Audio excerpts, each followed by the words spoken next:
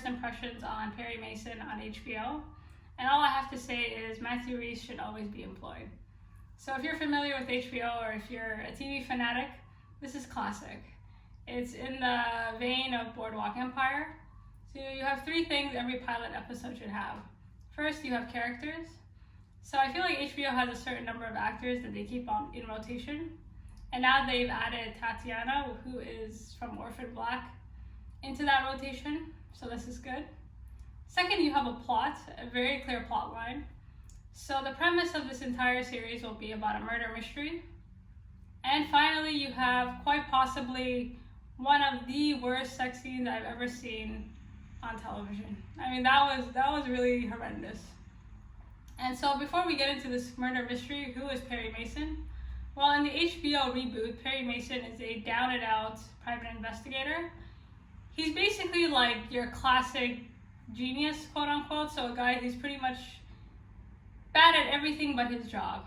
So he's broke, he has a poor relationship with his son that we don't see.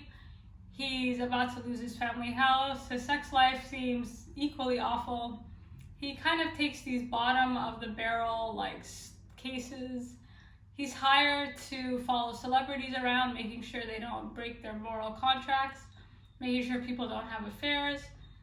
And it seems like he does decent enough and gets paid, relatively. He just looks like a guy who hasn't showered in a very long time. So that's who Perry Mason is in this reboot. So the murder mystery. So the murder mystery is introduced to us in the first 5 minutes. So these first 5 minutes pretty much set up what the entire series will be about. So as soon as the show starts, you see two parents on the phone with somebody. We don't know who the somebody is. You see a suitcase full of money and this voice on the phone saying, "I have your child, he's on a train." You don't really know what's going on. Eventually, these parents they're pretty much paralyzed on the phone, so it's clear that whoever's on the phone has a lot of power. Sadly, once they try to run and grab their child, they find out that he's dead. And not only is the child dead, but it seems like he died in a quite gruesome and kind of ritualistic way. So you see a dead baby whose eyes have been stitched wide open. And automatically this becomes quite famous. Like, it's in all the papers. You see that there's different tours. Murder mysteries. And you see that this was quite popular, especially if something is quite gruesome. It's sensationalized.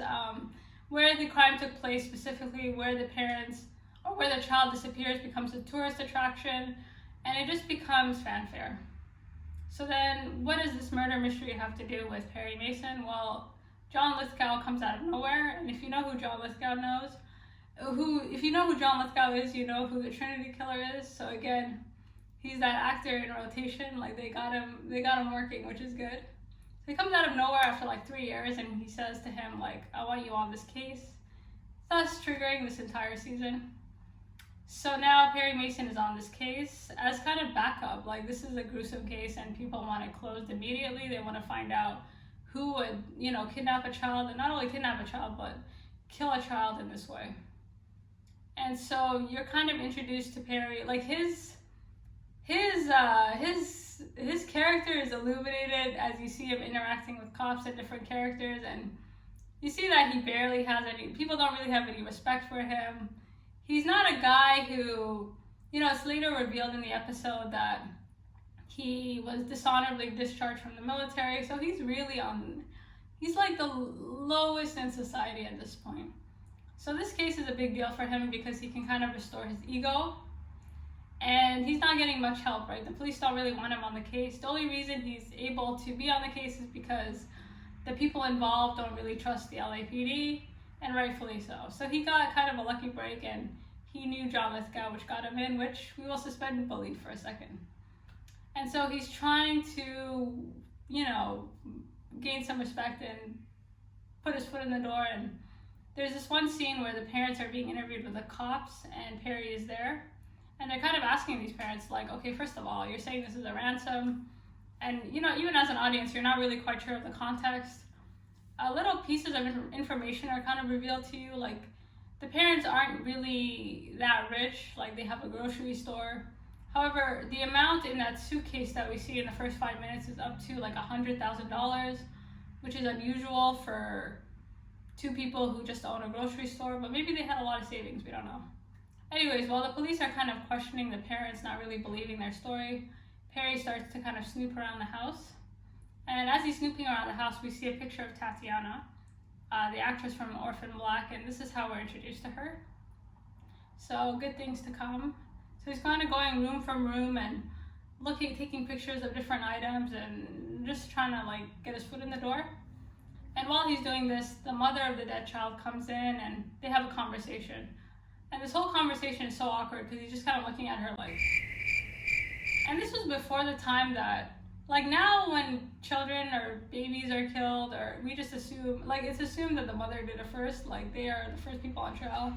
But during this time, this would not be, unless you're Perry Mason. Like he just looked at her like, I don't know what you're lying about, but I don't believe you. And so Perry's lucky because the police won't work with him, but John Lithgow, and he kind of does have a small team of people who referred him from the church or whoever these people are that hired him. We don't really know the full details yet, but he suspects that there's something off with this family. And again, it's only the first episode, but watching these people, you're like, this is strange, but hopefully this will unfold. And for a pilot episode, it could have ended there. Like it didn't really offer us, it didn't need to go further than that. The whole purpose of a pilot is to introduce us to Perry Mason. To be honest, like I enjoy watching Matthew Rhys. Like I don't know if some of you might have found it boring, but I enjoy like classic HBO because it's like character driven, so you get to watch people be people. Like the story is almost, I'm not gonna say irrelevant, but it's like a vehicle for this person to move on up, especially if he has a lot of support. And I think one of the best scenes in this whole thing is, he's a private investigator and he's also not a very smart guy. Like they could have just stopped this first episode and introduced us to him. Like there's so many, in this 1 hour, they really gave us depth to his character and you kind of get what kind of guy he is. Like he becomes three-dimensional quite quickly. And the moment he became three-dimensional for me is when he tried to scam his boss. So again, he's a private investigator, and for one particular job, he tried to solicit more money and he ended up getting embarrassed. And this is just how non-threatening he is, like encounter after encounter with other people, and even just how, like, what little information is revealed about him, you get the sense that he doesn't demand respect and he doesn't command respect. Now, the ending of this pilot was really surprising to me because, like I said, he's now working with the police that don't really respect him, and these two cops who are questioning the parents. When you first see that scene, you're like, yeah, question them. Like, they're definitely weird. One of these cops is kind of... okay, so at the end of the episode really shocked me. So out of nowhere, you see this conversation between three guys, and you don't know who these guys are.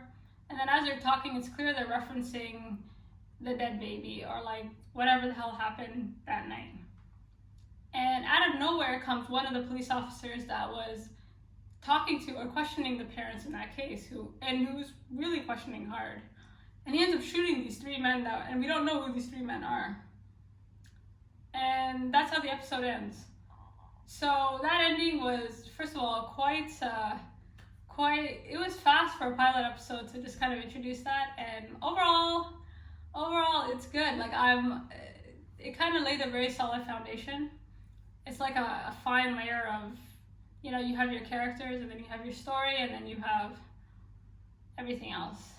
And so they did a very good job of introducing you, getting you invested in these people, and then, taking an otherwise boring storyline, or we've seen, crazy murder storylines before, but making sure that doesn't usurp the bigger picture.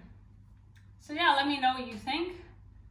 Let me know, what do you think this cop is about? Do you think it's a ransom gone wrong, which it could very well be, or do you think there's something more ritualistic going on? I think once we're introduced to Tatiana and the church, we'll get a better picture, but overall, this is very classic. And if you're familiar with Boardwalk Empires or shows like Succession and Whenever HBO does they stick to their guns, and this is just classic. And I was excited for it. I had high expectations, and they were met. And all this to say, if it ain't broke, don't fix it. Thank you for stopping by. Until next time, peace and